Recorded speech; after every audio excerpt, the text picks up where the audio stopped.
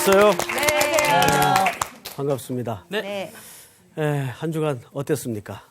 잘 지냈어요. 네. 한 주간 네. 가사 영혼 없는 대답을 하지 한 주간 가사 가드 아스돗을 생각하며 나의 쓴뿌리는 무엇인가? 네, 쓴뿌리를 점검해보는 한 주간을 보냈습니다. 너무 속 보이는데. 통찰력 있으시네요. 정말 속을 본질을 보셨네 벌써. 복습들 열심히 한 것 같아요. 자, 우리 상훈 학생부터 한번 간단히 복습 좀 하고 지나갑시다. 네, 우선 뭐 다윗과 골리앗에 드디어 이제 골리앗이 나타나기 시작하면서 이제 곧 있으면 이제 다윗하고 부딪힐 텐데요. 오늘 아마 그 다윗하고 한번 나오는 내용이 있을 겁니다. 예, 그거 뭐 보시면 되겠고. 복습할 겁니다. 예, 그래서 지난주에 그 이제 골리앗이 등장하지 않습니까? 골리앗이 가드 사람이었잖아요. 그래서 옛날에 그 우리 그 모세, 그러니까 홍해를 출애굽할 때 항상 98%는 다 이겨놓고 2% 남겨뒀던 땅, 가사, 가드, 아스돗 요 세 곳을 남겨뒀던 것이 힘의 논리로 벌써 생각을 해가지고 벌써 이겼다. 평안이 시작됐다. 전쟁은 끝났다. 이렇게 생각했던 것이 큰 우려를 낳게 되죠. 그게 바로 골리앗이라는 커다란 인물이 나타나게 하면서 그 작아 나왔던 2%밖에 안 됐던 것이 이딴만하게 큰 그 남겼던 것이 커져가지고 우리를 괴롭히는 이스라엘 백성들을 괴롭히는 그런 어떤 영적인 의미가 있다고 봅니다. 예. 잘했네. 감사합니다. 오늘 붉은 옷도 안 입었는데 되게 좋았어요. 너무 복습에 제가 몰입이 돼가지고. 뭐 덧붙일 얘기 없어요? 예, 끝난 것 같은데요? 아니요, 있을 것 같아요. 뭐 있었지? 미란아, 얘기해봐. 저는 그 다윗이 어쨌든 왕으로 기름 부음을 받고 네. 나서 또 양치기를 계속 하고 있었잖아요. 그거를 보면서 우리가 어떻게 쓰일지 알 수 없지만 예전에 그 어떤 회사의 사원처럼 닥치는 대로 살다가 거기에 은혜 받으셨군요. 그러니까 왜냐면 우리가 어떤 상황에 있으면 되게 절망할 때가 많은데 그 상황에서도 내가 굉장히 최선을 다하고 사는 게 진짜 중요하다는 생각이 들었고요. 그때 지난주에 잠깐 얘기하셨는데 왜 주차도 제대로 하고 이런 얘기 하셨는데 그냥 우리가 삶을 제대로 사는 거를 일에서만 사실 국한돼 생각하는 경우가 많은데 삶의 그 작은 부분에서도 정말 충성되게 잘 살아야 되겠다 이 생각을 저는 많이 했어요. 먼저 하시죠. 저는 그 생각도 해봤어요. 저희가 주일에 드리는 그 예배에서 만나는 하나님과의 그 스토리보다 삶에서의 예배에서 하나님과 만나는 그 스토리가 어떻게 보면 진짜 우리 삶을 계속해서 이렇게 하나님과 엮어가는 진짜 그 삼겹줄로 엮어지는 가장 좋은 그 스토리가 많아져야 되는 거죠. 네, 우리가. 그게 아니에요. 스토리. 저는 그 미란 당시에 학생 마무리. 마무리해요. 좀 부담스럽고 선생님.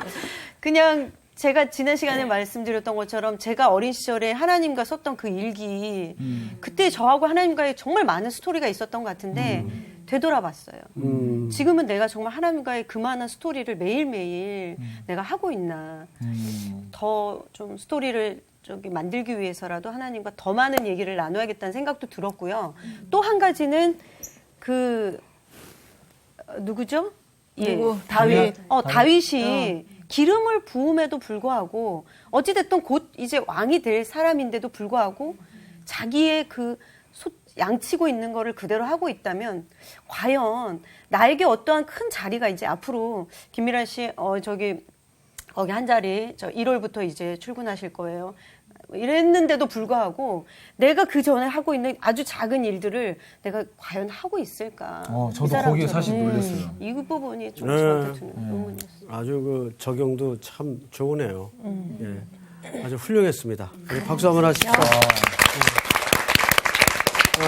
이제 오늘은 17장을 마치면서 다윗의 이제 본격적인 활약상에 대해서 그 배후에 하나님의 어떤 큰 그림이 감춰져 있는가를 한번 만나도록 하죠. 네.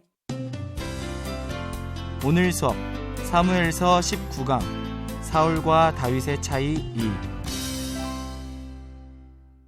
우리 17절서부터 상훈 학생 2절씩 옆으로 읽어주세요. 네. 이새가 그의 아들 다윗에게 이르되 지금 내 형들을 위하여 이 볶은 곡식 한 에바와 이 떡 10덩이를 가지고 진영으로 속히 가서 내 형들에게 주고 이 치즈 10덩이를 가져다가 그들의 천부장에게 주고 내 형들의 안부를 살피고 증표를 가져오라. 그때 사울과 그들과 이스라엘 모든 사람들은 엘라 골짜기에서 블레셋 사람들과 싸우는 중이더라. 다윗이 아침에 일찍이 일어나서 양을 양 지키는 자에게 맡기고 이새가 명령한 대로 가지고 가서 진영에 이른즉 마침 군대가 전장에 나와서 싸우려고 고함치며 이스라엘과 블레셋 사람들이 전열을 벌이고 양군이 서로 대치하였더라.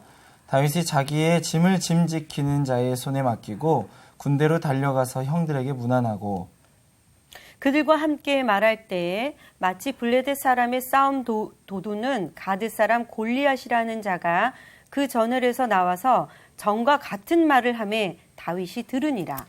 이스라엘 모든 사람이 그 사람을 보고 심히 두려워하여 그 앞에서 도망하며 이스라엘 사람들이 이르되 너희가 이 올라온 사람을 보았느냐? 참으로 이스라엘을 모욕하러 왔도다. 그를 죽이는 사람은 왕이 많은 재물로 부하게 하고 그의 딸을 그에게 주고 그의 아버지의 집을 이스라엘 중에서 세금을 면제하게 하시리라.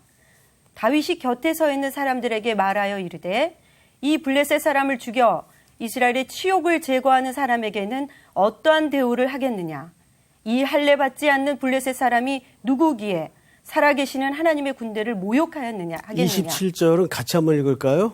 백성이 전과 같이 말하여 이르되 그를 죽이는 사람에게는 이러이러하게 하시리라 하니라. 네, 아주 재밌는 얘기죠. 네.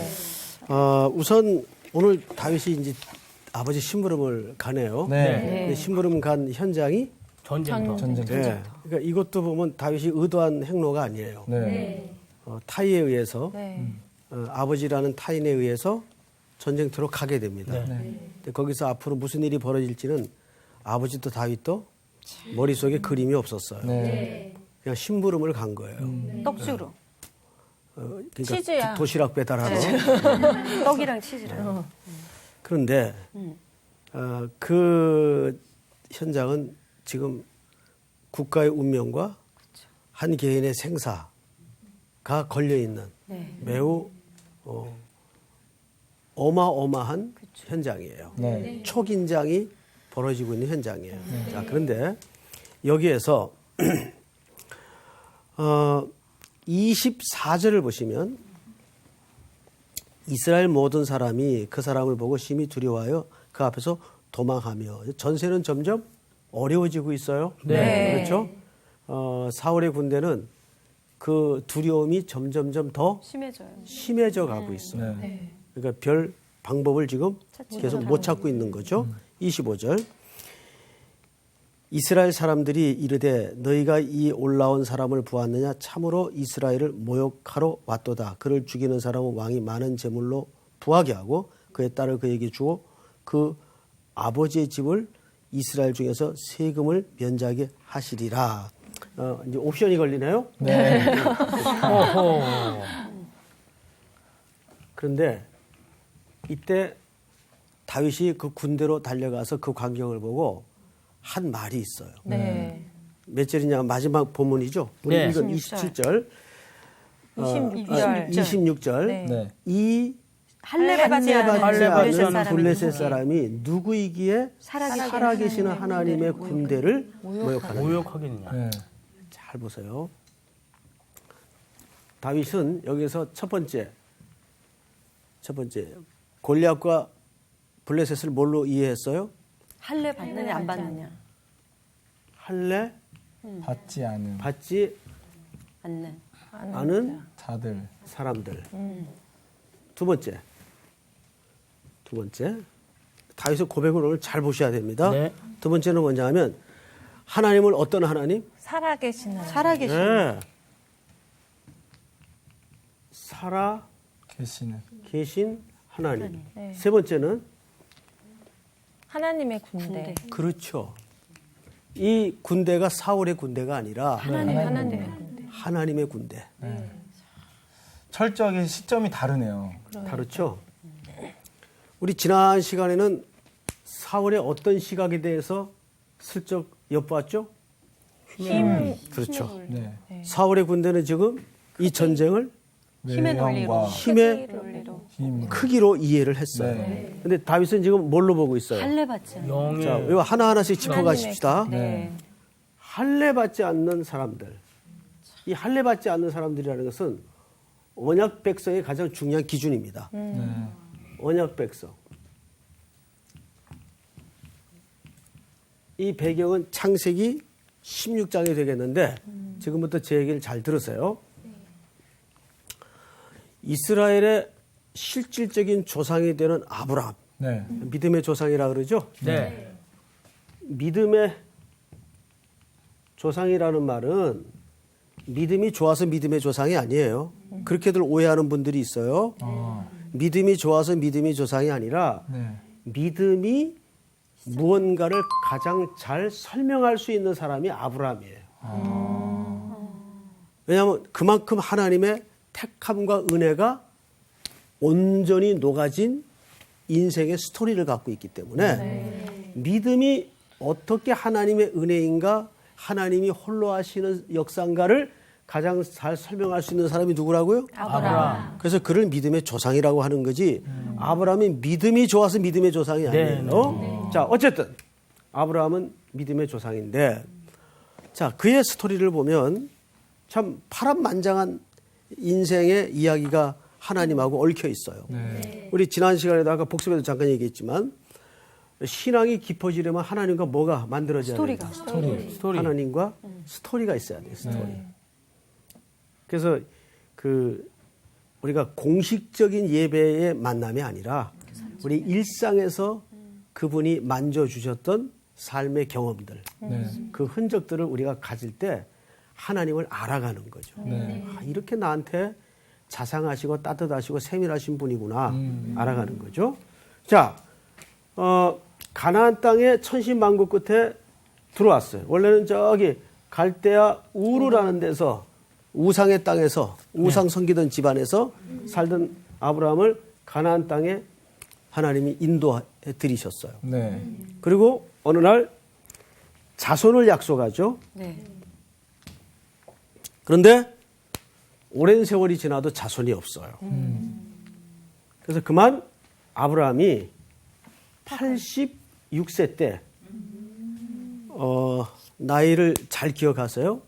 몇 살 때요? 86세. 86세 때 네. 이제 나이는 점점 들어가니까 아내하고 의논을 하게 되죠. 이러다가 우리 집안의 대가 끊기겠습니다.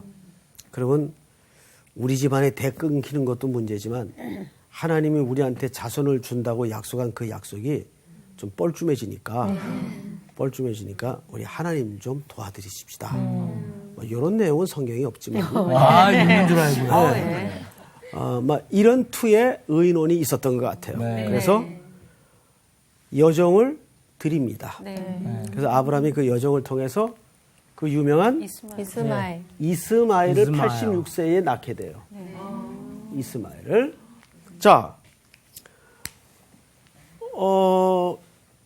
그리고 집안에는 이제 기쁨이 회복이 되었겠죠. 분란이 역시 일어나는. 그러길 잘했어. 하나님도 은근히 기뻐하실 거야. 근데 이상하게 사람들은 좋았는데 네. 이때부터 영적인 공기가 심상치 않아요. 그렇죠. 네네. 무려 13년간을 일절 하나님이 아브라함과 다 교제를 멈춰요. 네. 아무 사인이 없어요. 제일 무서운 게 맞아. 입 무관심. 입 닫고 있는 게 제일 무서워요. 13년 동안이나 그랬어요. 제가 이제 수업하다가 기분이 안 좋아가지고 네. 할 수 있는 가장 최고의 화난 표정이 말씀 안 하시는 거. 얘기를 안 하는 겁니다. 누가 존다거나. 아이고. 예? 그러면 화가 나겠죠? 네. 열심히 지금 강의하고 있는데 뒤에서 눈 감고 꾸벅꾸벅 누가 존다거나 뭐 눈이 작아서 그렇게 보이는 사람이 할 수 없지만 네, 저는 어쩔 수 없습니다, 선생님. 근데 정규 학생은 졸 수가 없고 맨 앞자리에 앉아서 되게 졸아요. 네. 하나님이 화가 났어요. 네. 그래서 아브라함과 교제를 끊습니다. 그게 13년간 지속이 돼요. 그리고 길다. 하나님이 13년 만에 침묵을 깨요. 그럼 아브라함이 나이가 몇 세가 됐네? 100세. 99세. 아, 99세. 99세요. 100세야. 9세. 9세 때 하나님이 아브라함에게 긴 침묵을 깨고 나타났어요. 네. 말씀하세요. 말씀으로 찾아오시는 거예요. 그리고 첫 마디가 뭐냐면 나는 전능한 하나님이라. 그 말은 하나님이 자기 소개하려고 그랬을까? 난 전능한 사람인데 사람이 아니죠. 난 전능한 존재인데 자기 좀 알리려고 그랬을까? 아니죠. 네. 예. 일단 여기 두 가지 의미가 있어요. 책망과 회복의 의미가 있어요. 야단을 치기로 하겠다는 것은 그를 밟아버리겠다는 겁니까? 회복하겠다는 겁니까? 회복시키겠다. 회복이죠. 그렇죠. 제가 우리 둘째 이제 얘가 이제 그 좀 고집이 있어요. 그래서 제가 화가 나면 탁 입을 닫아요, 저도. 그러면 탁 긴장하죠. 그리고 이제 이게 좀 너무 길어진다. 안 되겠다. 나도 불편해. 그러면 은퇴길이 좀 와라. 이름을 얘기해 버렸네. 잠깐만요. 네네. 은퇴길이 좀 와라. 네. 그래 이제 슬금슬금 와요. 그래 이제 앉혀놓고 이제 제가 초등학교 때 한번 매를 들고 그 다음 매를 든 적이 없어요. 얘기를 해요. 야단을 치는 거죠. 그럼 그건 이제 아빠가 회복을 하겠다는 얘기죠. 너하고 이렇게 언제까지 서로 긴장 속에 침묵 속에 있을 수 없지 않느냐.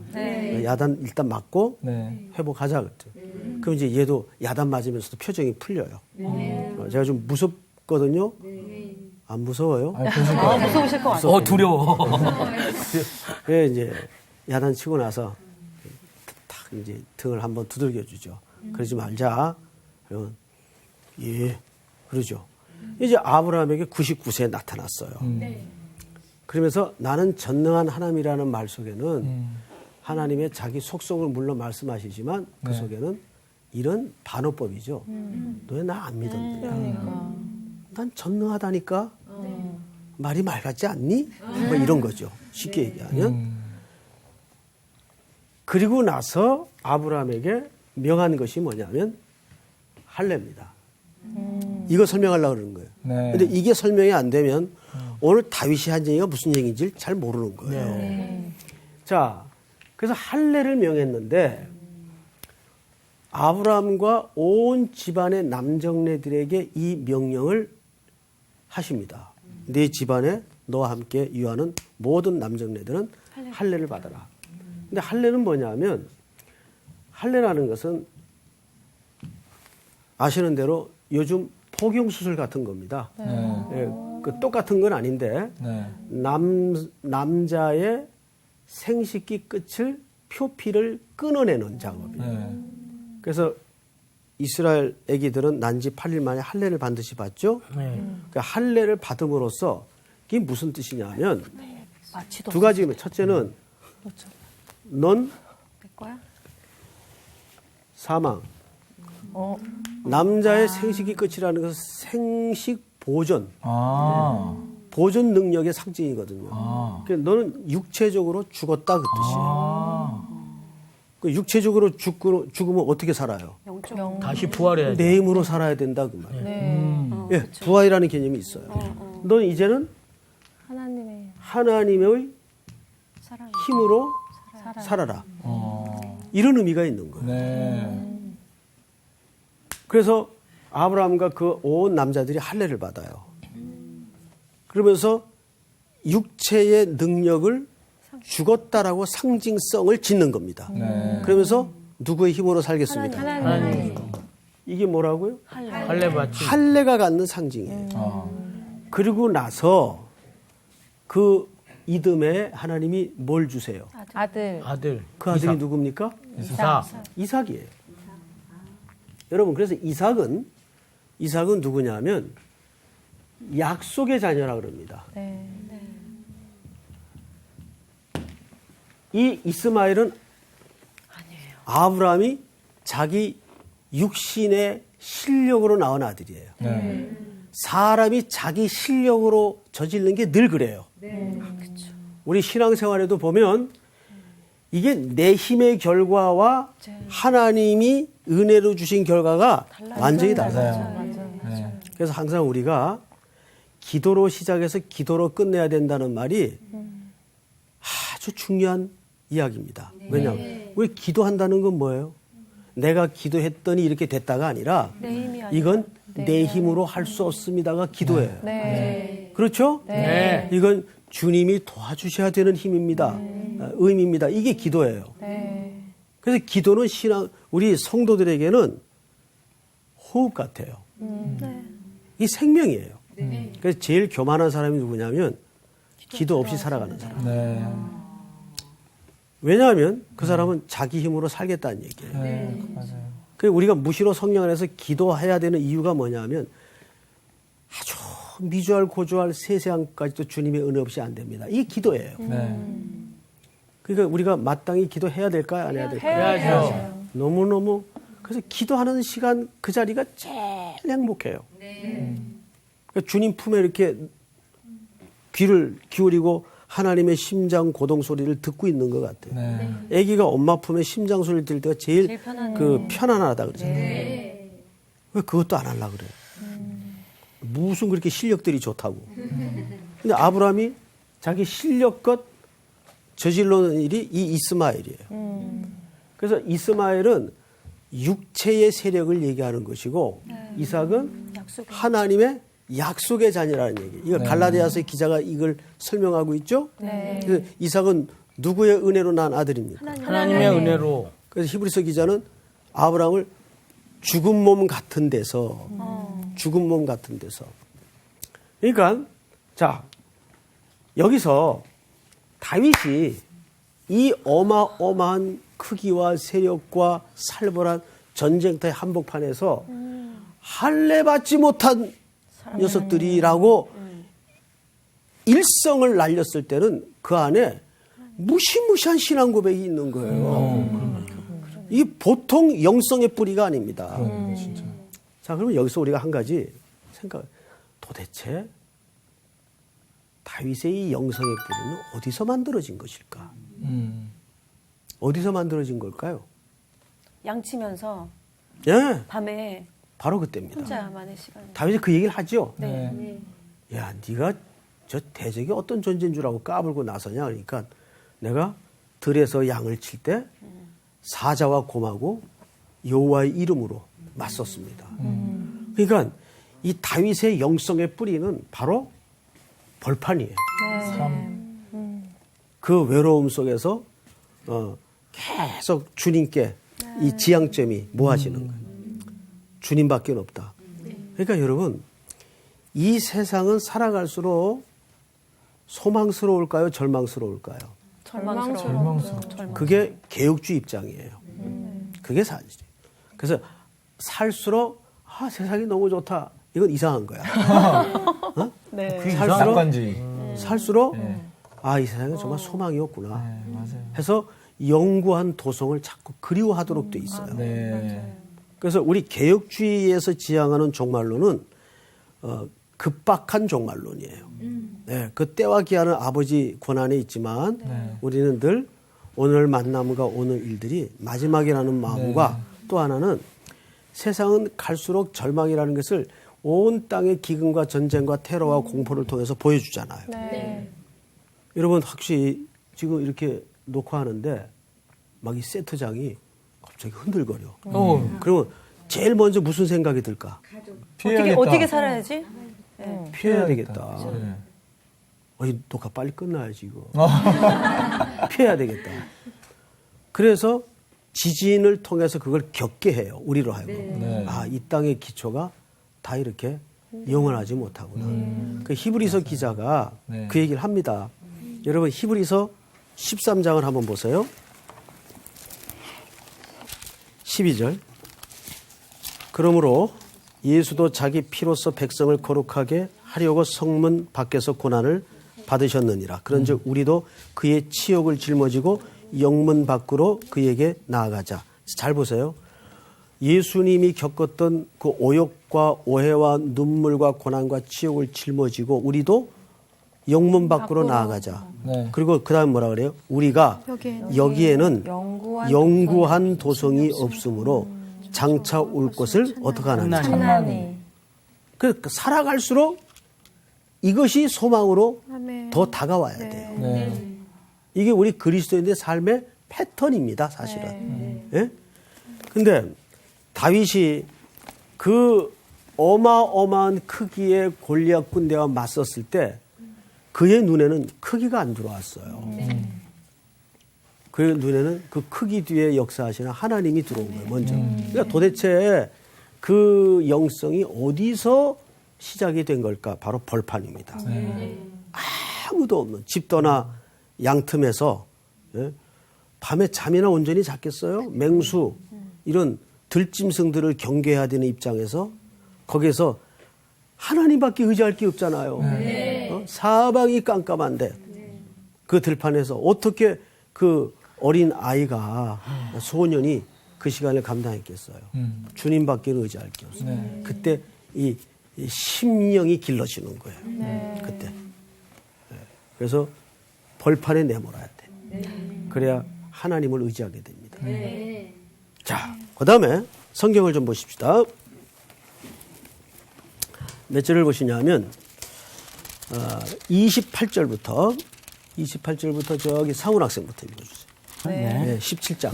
큰형 엘리압이 다윗이 사람들에게 하는 말을 들은지라 그가 다윗에게 노를 바라여 이르되 내가 어찌하여 이리로 내려왔느냐 들에 있는 양들을 누구에게 맡겼느냐 나는 내 교만과 내 마음의 완악함을 아노니 내가 전쟁을 구경하러 왔도다.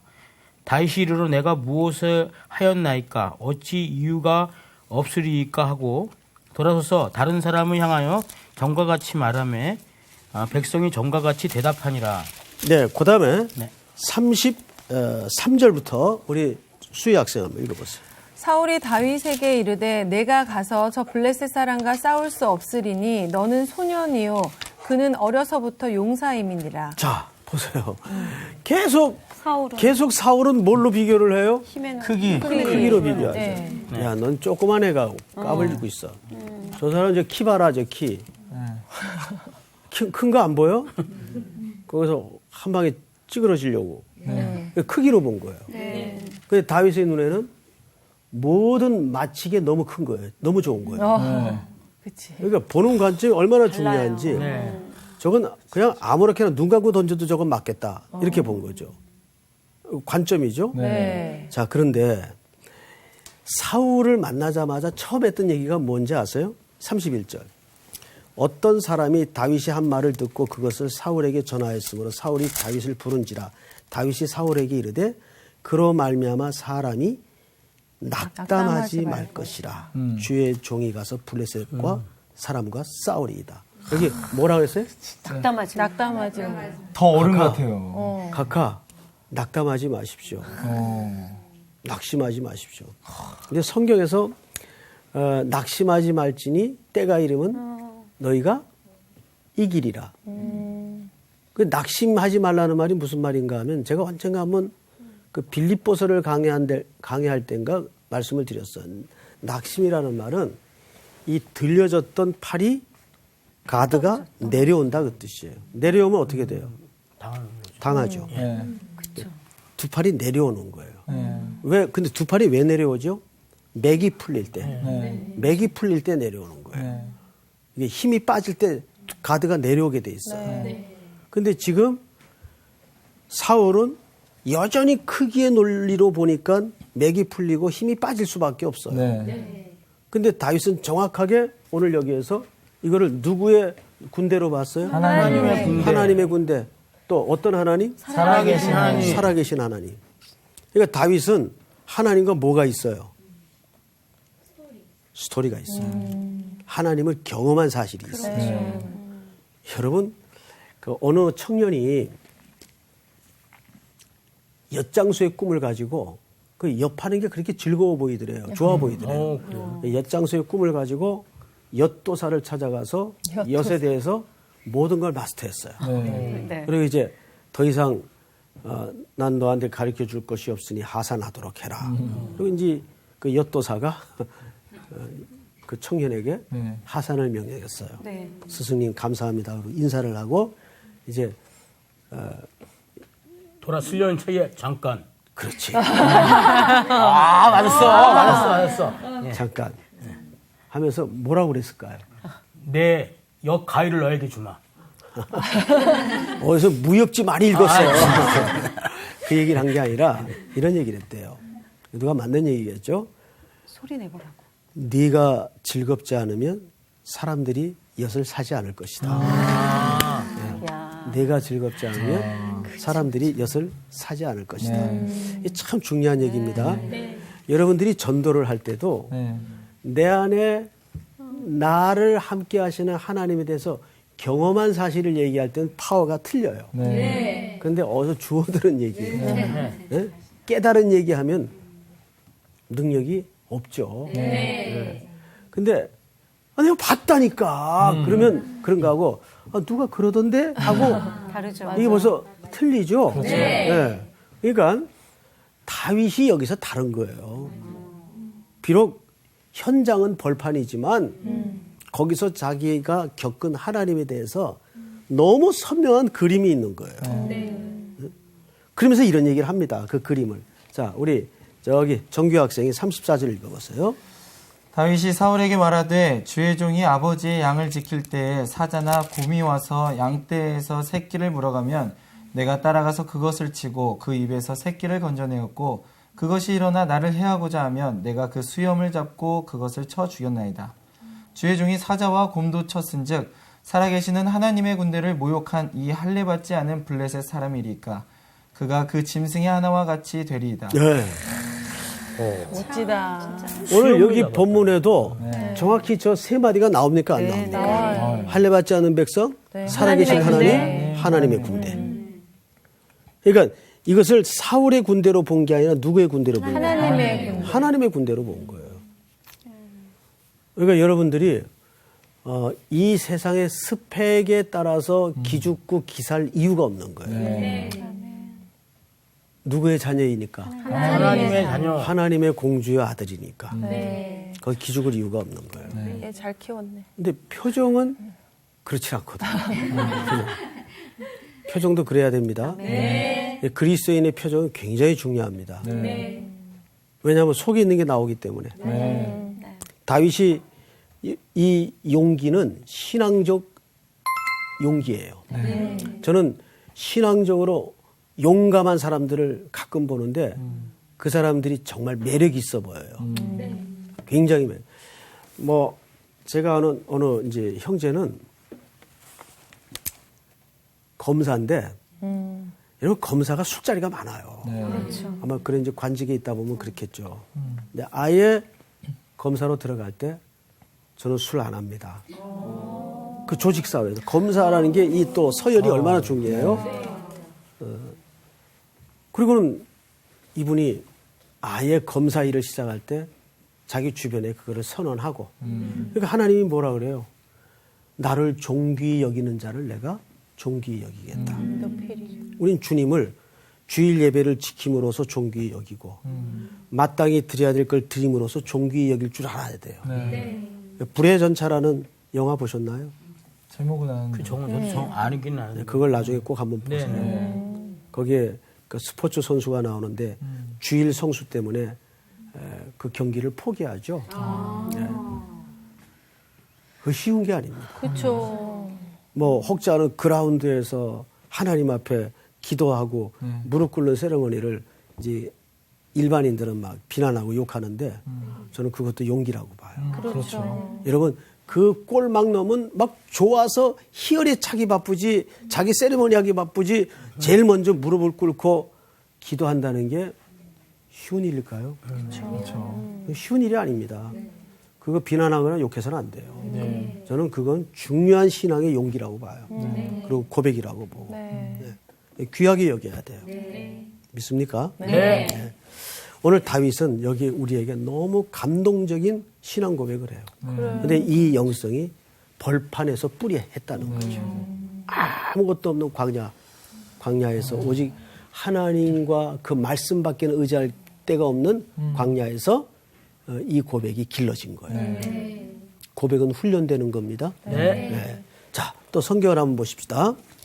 37절을 우리 미란 학생 한번 읽어주세요. 또 다윗이 이르되 여호와께서 나를 사자의 발톱과 곰의 발톱에서 건져내셨은즉 나를 이 블레셋 사람의 손에서 건져내시리이다. 사울이 다윗에게 이르되 가라 여호와께서 너와 함께 계시기를 원하노라. 이에 사울이 자기 군대를 다윗에게 입히고 군복을 다윗에게 입히고 노투구를 그의 머리에 씌우고 또 그에게 갑옷을 입히매 다윗이 칼을 군복 위에 차고는 익숙하지 못하므로 시험적으로 걸어보다가 사울에게 말하되 익숙하지 못하니 이것을 입고 가지 못하겠나이다 하고 곧 벗고 손에 막대기를 가지고 시내에서 매끄러운 돌 5을 골라서 자기 목자의 제구 곧 주머니에 넣고 손에 물매를 가지고 블레셋 사람에게 나아가니라. 네.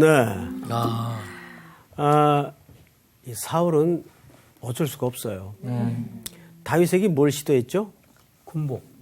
다 입히고. 자기 군복과 그다음에 총각 아니 칼을 무장을 시켰어요. 네. 그러니까 계속 이 사울의 DNA는 그쪽에 있어요, 진짜. 안 바뀌는 거예요. 여전히 힘과 크기에 시각에 붙들려서 그 본질을 보지 못하는 거예요. 현실의 눈. 예. 그러니까 다윗은 정확하게 하나님의 군대인데, 그러니까 이 전쟁은 하나님의 싸움이라는 얘기예요. 사실은 우리가 아까 할례에서 할례의 두 번째 의미가 뭐예요? 하나님의 힘으로. 하나님의 힘으로. 하나님의 힘으로. 네. 그러니까 다윗은 들판에서 길러진 영성을 통해서, 그러니까 그 유재인 피터슨이 쓴 다윗의 뿌리박은 영성이라는 책이 있어요. 현실의 뿌리박은 다윗의 영성인가요? 제목이 길어서 좀 헷갈리는데 그 책에 보면 다윗의 영성이 어디서 길러지는지를 잘 설명하고 있습니다. 그러니까 다윗의 눈에는 어떤 어마어마한 태산 같은 사건이나 존재가 앞에 있다 할지라도 이건 철저하게 그의 DNA는 뭘로 이해한 겁니까? 하나님의 싸움과 하나님의 방식으로 이해를 한 겁니다. 근데 끊임없이 세상은 사울이 되어서 그에게 무장을 시키고 스펙이 필요하다 그러고 갑옷을 입히는 거죠. 근데 다윗은 이게 불편해요.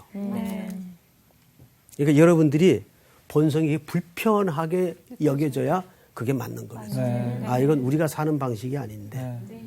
그래서 로마서 12장에 뭐라고 그래요? 너희는 이 세대를 본받지 말고. 그것은 세상의 패턴과 경향을 얘기하는 거예요. 본받지 말고. 마음을 새롭게 함으로 변화를 받아. 하나님의 거룩하시고 온전한 뜻이 무엇인지 분별하도록 하라.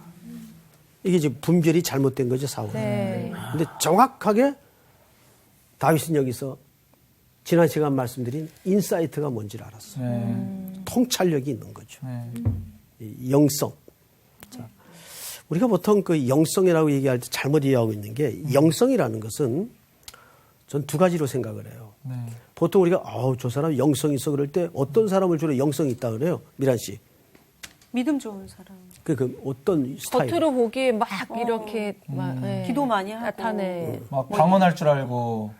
목소리 걸걸하고. 그렇죠. 할렐루야. 네. 기도 많이 했어. 근데 그런 게 이제 잘못 소개된 오해를 빚는 영성의 그림이에요. 네. 영성은 그런 게 아니라 영성은 첫째, 네.